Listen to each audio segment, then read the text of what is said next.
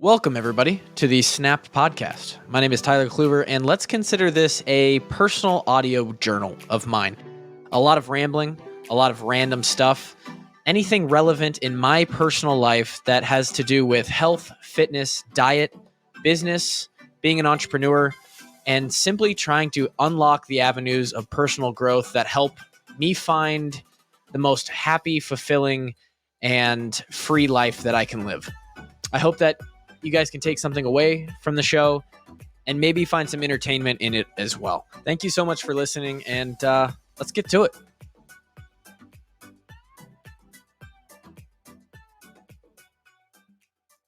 Here we are. Snap Podcast, episode 92, maybe 91, somewhere around there. Welcome in. This is happening on a Thursday because my Wednesday got too busy, and that is just what it is. Sorry, busy guy. If you're watching this, the visual has been upgraded because I'm using a better software. So we got the little podcast icon in the corner, using a different platform to do this on. And I think that there's extra possibilities that we could add to this, but we'll see where that goes. It makes it look a little better. Ooh, starting off early with the yawn. It makes it look a little better for anyone who happens upon the videos, which we are now getting up to like 5 views. It's big.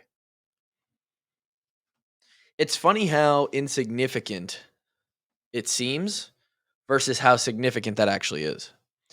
You know, when we started this podcast, I was getting 40 or 50 listens per episode. And that, first of all, is a shitload compared to a lot of people who start a podcast. And they're like, well, I want to do this. The camera's off. I don't know what we're doing with this. Okay, maybe that looks better. Sure. There's insignificance to what you're doing because you compare it to what other people are doing. Right. And I think that's and this wasn't even where I wanted to take this podcast, but let's go down this road. There's insignificance to how much weight loss you have. There's insignificance to what clothes you fit into. There's insignificance to how much you can squat. There's insignificance of how much body fat, all because you're comparing yourself to somebody else. Right. And there's an obvious problem with that. And that is that somebody else that you're comparing to, they might be 5 or 10 years down the journey. They might be 20 years into something, and it may have taken them 10 years to see results. You might actually be relatively further down the line relative to how long you've been in the game of whatever the game is for you than that person. But just because you're comparing yourself at year 1 to them at year 10, it looks bad. Podcasting is an example. Everybody's got a podcast nowadays.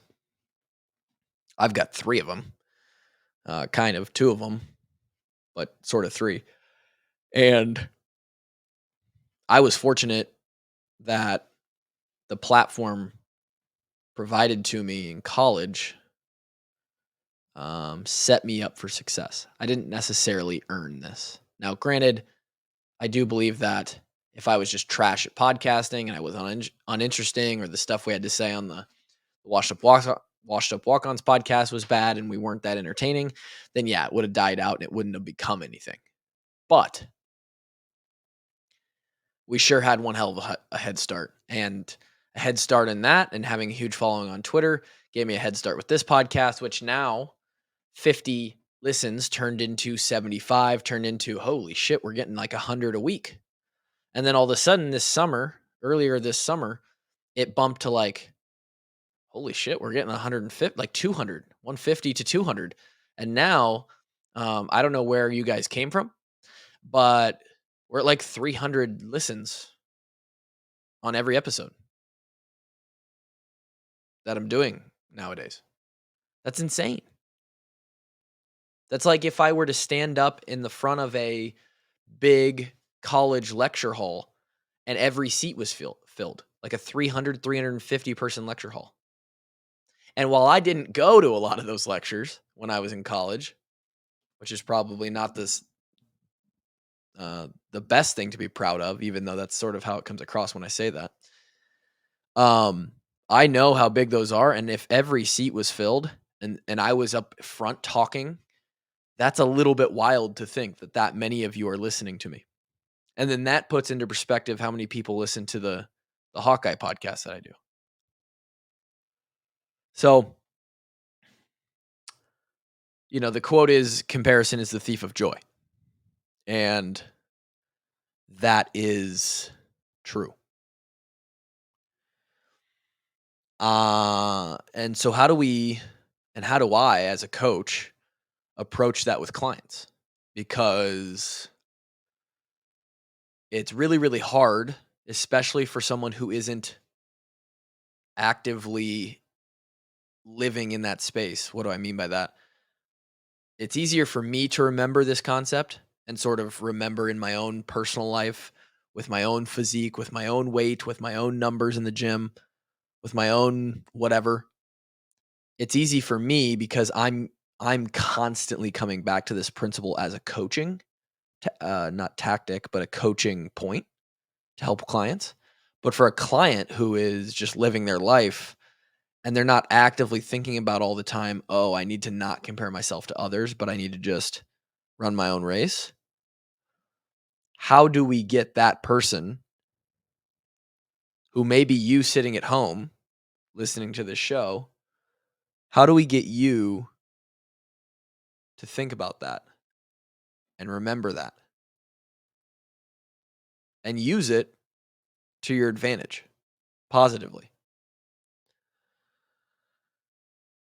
The best way to start that idea or to sort of um, leave that concept active on the front of your mind is that when you're comparing something you do or an attribute of yourself to something else, that something else should always be you.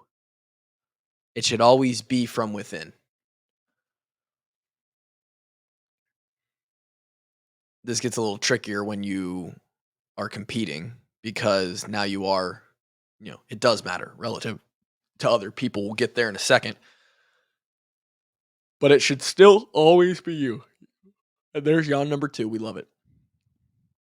Um, are you better than you were yesterday? Are you better than you were last week, last month, last year? Right? If you are, then that's something to anchor onto and really be pretty proud of. It's a sign that you're probably moving in the right direction. Now, based on the time frame of which you're comparing and how much you've grown in that time frame, you can then determine, okay, maybe I should, I've lost 1 pound over the last year. Maybe don't get so excited about that, right? I've put on 5 pounds to my bench press in the last 18 months. We could probably be doing better. It's progress, but it's not great. So there's an efficiency component there. There's a lot that we can optimize. But you're still comparing yourself to yourself, and you're better than you were. And there's a lot of things, especially in the health and fitness space, that you can get better at. There are thousands of exercises. I remember watching a video on YouTube, probably, it might have been in college. It might have even been before that. Senior year of high school when I really got into like fitness content and YouTube was starting to pop and all that. And I saw a video. It was titled "How to PR Every Single Day in the Gym." Every time you step into the gym, how to PR every single time. And of course, that's clickbaity, right? It's like, okay, there's no way, because most people are thinking, PRs. Okay, I've got 7 or 8 things that I care about PRing in. I'm not going to be able to just PR every day on one of those.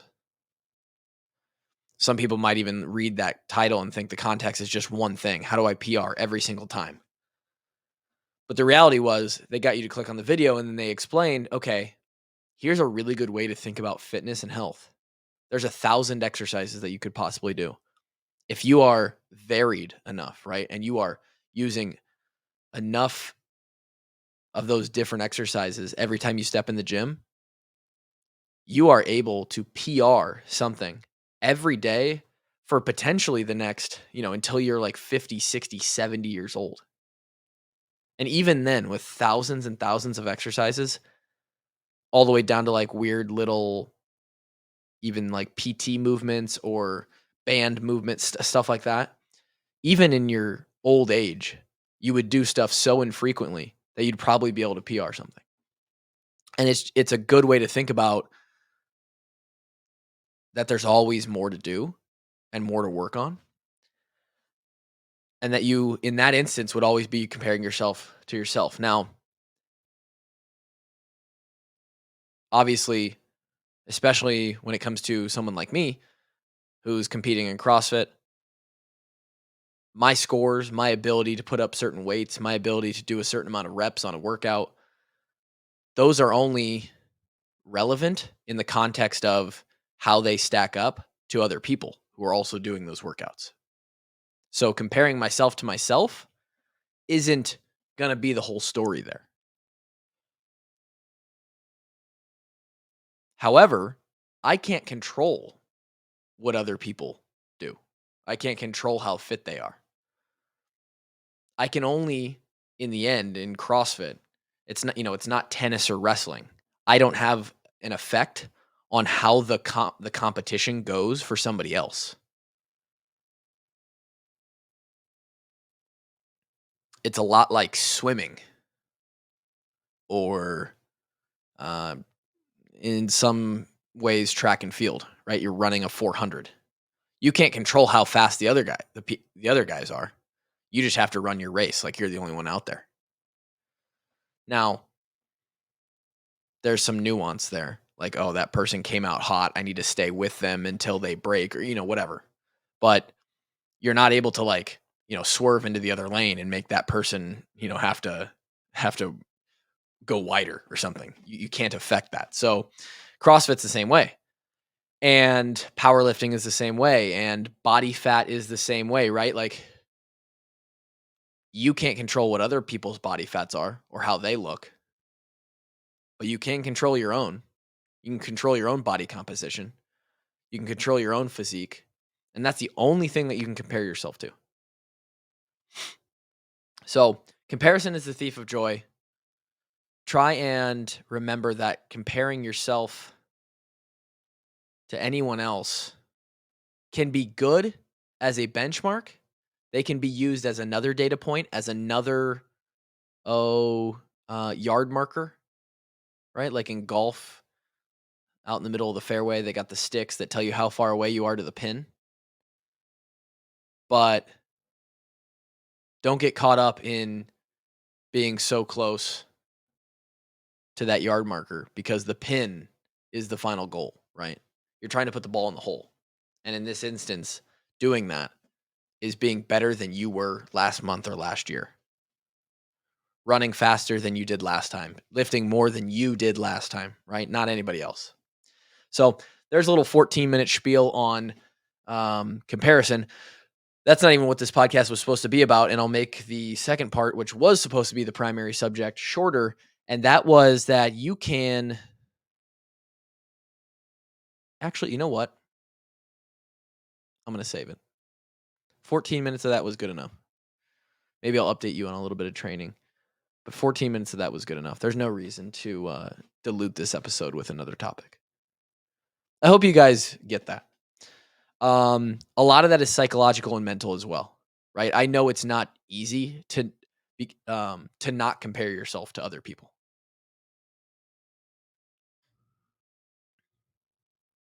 It is extremely hard, in fact, because the world that we live in, social media induced, is here is the standard. Here is and it gets rewarded, right? Certain people who have abs and they're tan and they look attractive. All these people, the celebrities, they get fake. Ooh. Yawn number 3. They get fake parts of their body. They get all the operations done, the lips, they got a fake ass, all this different stuff. And then they get rewarded because now that's a spectacle. And for some reason, we as humans are drawn to that. So they get 100,000 likes on social media and they can sell their program of how they did that, even though it's not actually how they did that. And they get the media attention and they're on TV shows, all this bullshit, right? So it gets rewarded. So then in our minds as humans, we think, oh, they have that. Because of that, they get this. I want this. So that's what I need to compare myself to so that I can get there.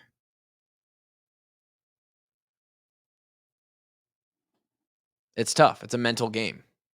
You have to, in the end, find total security within yourself that you are all that matters. You have different genetics, a different story, a different circumstance, different um, resources. The entire equation has multiple different variables for you, even though you're looking for the same answer. And you have to remember that. Now that doesn't mean it's an excuse. It just means that, you still got to work. There's no reason you should stop working or quit or give up. And there's no reason that you can't go reach a body fat or a squat number or a marathon pace or a salary or whatever it is that you go out and set your sights on. But when comparing your journey, your timeline to somebody else's, it just doesn't mean anything. It's pointless. And when you can, and this really comes back to the whole concept, a greater, larger concept of you should not give a shit what other people think. Because that's why you're comparing. You're like, oh, if they did it and he's 27, so by the time I'm 27, no. You're running your own race. Your life only matters within the context of yourself. What other people think of you has no bearing on how you should behave or how well you should perform or what you should focus on.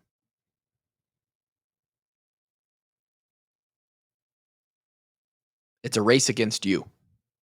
And when you can really dig into that and buy into that, it becomes really powerful. You're just focused on being better than you used to be. And it's a really, really strong, fiery motivation and drive. It has a lot more substance than the superficial trying to chase other people. It really is a powerful thing. I got fortunate that I just really never gave a shit about what other people thought inherently for a long time, and probably still that comes off as I don't care about other people. That's okay. Because in my own personal pursuits, it suited me very well. And it's a fire that I hope everybody can feel. So that's almost 20 minutes of the Snap podcast. Again, glad that you guys show up and listen to this thing. It's just a passion project, right? It's just a creative outlet for me to talk about something other than Hawkeye football. It's a way for me to verbally journal my life. It's a way for me to verbally process some of this stuff. Some of the times when I'm talking about things, I'm working it out in my head and just talking to myself. And then you're just kind of here with me. So that's psychotic, but it is what it is. And maybe here and there you get something out of it. Hope you guys enjoy the day. Go crush it. Don't compare yourself to anyone else. It's a race against you. I love you guys. I'll see you next week. Peace.